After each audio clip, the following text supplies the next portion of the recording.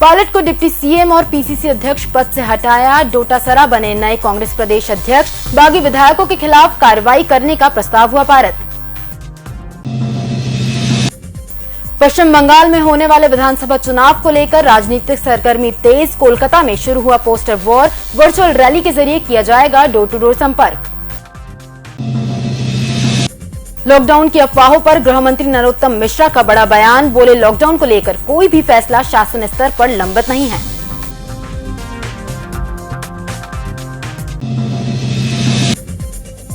ज्योतिरादित्य सिंधिया ने लिया उमा भारती का आशीर्वाद। कांग्रेस पर साधा निशाना। सिंधिया ने कहा, मैदान में उतरा हूं तो कांग्रेस को जवाब जरूर दूंगा। नमस्कार, सार्थक न्यूज में आपका स्वागत है। मैं हूं आपके साथ आदित्य। आइए जानते हैं खबरें विस्तार से। मध्य प्रदेश में लॉकडाउन को लेकर चल रही अफवाहों पर गृह मंत्री नरोत्तम मिश्रा का बड़ा बयान सामने आया है। गृह मंत्री ने साफ स्तर पर बता दिया है कि लॉकडाउन पर फिलहाल कोई प्लानिंग नहीं है। मध्य प्रदेश में स्थित लॉकडाउन को लेकर कोई प्रस्ताव नहीं है। अफवाहों पर ध्यान न दे। फिलहाल लॉकडाउन को लेकर कोई प्लानिंग नहीं है। मीडिया से चर्चा के दौरान नरोत्तम मिश्रा ने कहा कि लॉकडाउन को लेकर कोई भी फैसला शासन स्तर पर लंबित नहीं है। स्थानीय स्तर पर क्राइसिस मैनेजमेंट कमेटी की अनुशंसा पर आगे कोई फैसला लिया जाएगा। फिलहाल लॉकडाउन को लेकर कोई प्लानिंग नहीं है। नहीं, इस तरह की अभी कोई भी प्लानिंग नहीं है कि स्थायी रूप से कोई लॉकडाउन किया जाए। अब जो भी निर्णय होता है स्थानीय स्तर पर होता है लॉकडाउन के बारे में। जैसे ग्वालियर की क्राइसिस कमेटी कल बैठी, उसने प्रस्तावित किया है, फिर हम निर्णय लेते हैं। जिलाधीश वहाँ के निर्णय लेते हैं। उन्हें दिक्कत आती है, वो राज्य से, गृह विभाग से मार्गदर्शन लेते हैं। पूर्व मंत्री पीसी शर्मा का एक बयान सामने आया है, जिसमें उन्होंने बीजेपी पर जमकर निशाना साधा है। उन्होंने अपने बयान में कहा कि कोरोना का प्रकोप बढ़ रहा है।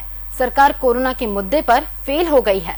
कोरोना बेकाबू होता जा रहा है और सरकार चुनाव की तैयारियों में लगी हुई है। साथ ही उन्होंने ज्योतिरादित्य सिंधिया पर भी पलटवार करते हुए कहा कि बीजेपी के व्यापम और सिंहस्थ घोटाले की ही जांच कर ले, पता लग जाएगा कौन कितना भ्रष्टाचारी है। 90 दिन बाद मैदान में उतरने के सिंधिया बयान पर कहा, जब जरूरत थी तब सिंधिया जी कहाँ थे? दिग्विजय मैदान में थे, गरीबों की मदद कर रहे थे। कांग्रेस कार्यकर्ता जनता की मदद कर रहे थे। देखिए, एक ही बात तो तय है कि कोरोना लगातार बढ़ रहा है और भोपाल में 100 प्रतिदिन 100 से ऊपर आ रहे हैं और ग्वालियर में बता रहे हैं 200। अब एक्चुअल स्थिति क्या है यही पता नहीं। वहाँ की मुरैना में भी बढ़ रहे हैं, इंदौर में भी बढ़ रहे हैं। भारतीय जनता पार्टी मतलब ये है कि जो इसका ग्रोथ रेट था 1.7, वो हो गया है 3.4 पूरे देश के अंदर। और केवल ये सबसे ज़्यादा खराब स्थिति अमेरिका, ब्राज़ील और हिंदुस्तान में है। तो जो लड़ाई लड़ना थी वो सरकार मध्य प्रदेश की भी फेल हो गई, देश की भी फेल हो गई। देखिए, भारतीय जनता पार्टी में विस्फोट है। जो अजय बिश्नोई जी, उन्होंने तो यहाँ तक कह दिया है कि हमको हमारी संस्कृति को पलटना पड़ेगा।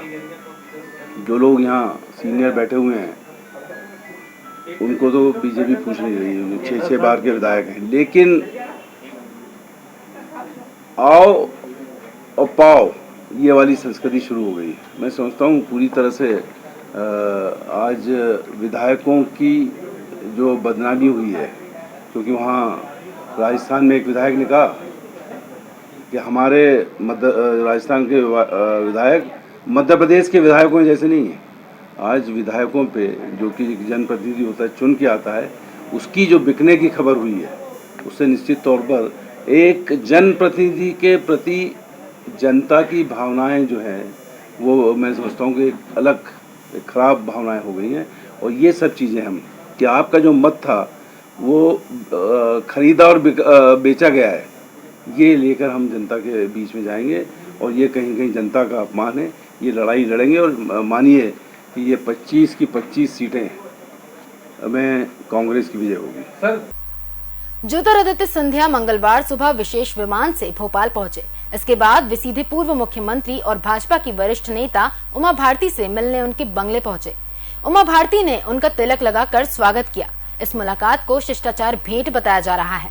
उमा भारती ने कहा कि सिंधिया परिवार से उनके पुराने पारिवारिक संबंध ज्योतिरादित्य सिंधिया अपने नाम की तरह पूरे देश में जगमगाएंगे।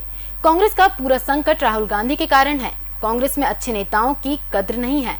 मीडिया से चर्चा के दौरान सिंधिया ने कांग्रेस की 15 महीने की सरकार को भ्रष्ट बताया। साथ ही उन्होंने कहा कि 90 दिन में शांत था क्योंकि कोरोना का प्रकोप था, लेकिन अब मैदान में उतरा हूं तो कांग्रेस को जवाब जरूर दूंगा। मैं एक प्रकार से सिंधिया परिवार के सदस्य हूँ। ये नीचे करना तो क्योंकि अम्मा मुझे 8 साल की उम्र से राजमाता सिंधिया ज्योतिरादित्य की जो दादी थी, तो जब मैं 8 साल की थी तब से उन्होंने मुझे अपने तो देख रहा ना कैसे ही रखा। तो मैं ज्योतिरादित्य जी को तब से जानती हूँ जब हम पैदा ही हुए थे, बालक थे। तो मेरे लिए उनका ये संबंध है ना, ये हमेशा रहा है।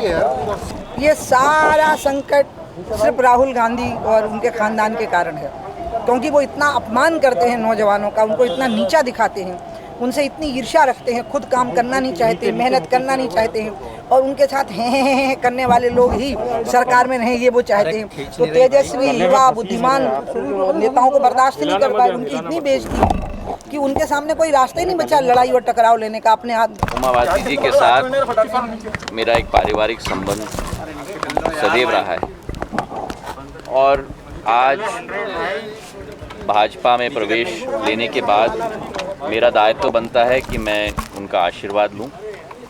पिछले बार जब मैं भोपाल आया था तो बहुत ही व्यस्ततम कार्यक्रम रहे थे, इसलिए इस बार भोपाल आते ही मैं इनके निवास पे पहुंचा हूं इनका आशीर्वाद लेने के लिए। मैं तो ये कहूँगा कि पूरी प्रदेश की जनता का मोह भंग हो गया है कांग्रेस से, क्योंकि 15 महीनों में जो व्यापार और भ्रष्टाचार की सरकार इन्होंने चलाई, इनको चिंता हो रही है पोर्टफोलियो का विभाजन। जब ये सत्ता में थे 15 महीने,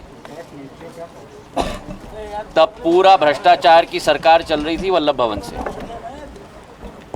और मैंने कहा जब पिछले बार मैं आया था भोपाल कि 90 दिन में चुपचाप रहा, क्योंकि पूरे विश्व में और प्रदेश में कोरोना की महामारी का प्रकोप चल रहा था। और 90 दिन आदरणीय कमलनाथ जी और दिग्विजय सिंह जी क्या कर रहे थे? राजनीति की रोटी को सेक रहे थे। एक जनसेवा का कार्य नहीं हुआ। जो 15 महीनों में इन्होंने किया वही कोरोना में भी उन्होंने किया, और आज उनको जवाब देने के लिए मैं मैदान में आ गया हूँ। मध्य प्रदेश की राजधानी भोपाल में यौन शोषण का मामला सामने आया है। एक पत्रकार प्यारे मियां ने कई नाबालिग लड़कियों का यौन शोषण किया। बताया जा रहा है कि आरोपी प्यारे मियां इन बच्चियों को लगभग 3 साल पहले इनके घर से इनका पालन पोषण का झांसा देकर साथ ले आए थे, लेकिन प्यारे मियां ने इन्हें अपनी हवस का शिकार बना लिया। जब बच्चियों की मां को इस बात का पता लगा तो मां ने कोहे फिजा थाने में मामला दर्ज कराया। फिलहाल पुलिस मामले की जांच में जुटी हुई है।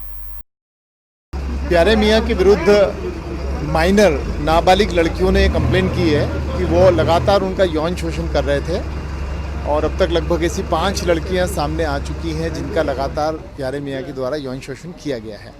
उनके विरुद्ध बलात्कार और अन्य धाराओं में मुकदमे पंजीबद्ध किए गए हैं, और अभी प्यारे मियां फरार है। तो प्यारे मियां को ढूंढा जा रहा है चारों तरफ। और जब ये सब बातें सामने आई तो ये जानकारी आई कि बहुत सारी सरकारी ज़मीनों पर प्यारे मियां ने कब्जा किया हुआ है, बहुत सारी बिल्डिंगें उन्होंने अवैध तरीके से बनाई हुई है। तो अभी ये प्रयास किया जा रहा है कि उनका ये जो पूरा गलत तरीके से जो उन्होंने अपना साम्राज्य बना लिया है उसके ऊपर का वैधानिक कार्रवाई की जाए। सर, कितनी ये चिन्हित की गई है जो अवैध संपत्ति है? अभी ये कार्रवाई लगातार चल रही है, और धीरे धीरे जैसे जैसे ये क्लैरिटी आती जाएगी कि क्या क्या अवैध है, आपको कार्रवाई दिखाई देगी। खबरों में फिलहाल इतना ही। बने रहिए सार्थक न्यूज के साथ।